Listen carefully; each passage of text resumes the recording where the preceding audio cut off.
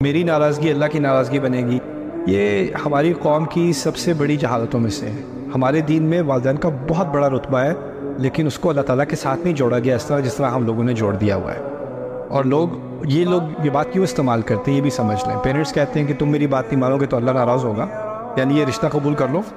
ورنہ اللہ ناراض ہوگا،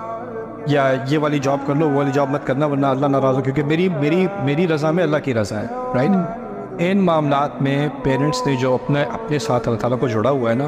یہ میرے نزدیک شرک کی ایک قسم ہے، اور یہ بہت بڑا گناہ ہے، اور یہ بہت بڑا ظلم بھی ہے، کیونکہ جس دائرے کو اللہ نے انسان کے لیے حلال کیا ہے نا، اس کو کوئی والد، کوئی چچا، کوئی اور آ کے اس کو حرام نہیں کر سکتا، اور جس چیز کو حرام کیا ہے کوئی رشتہ دار آ کے اس کو حلال نہیں کر سکتا۔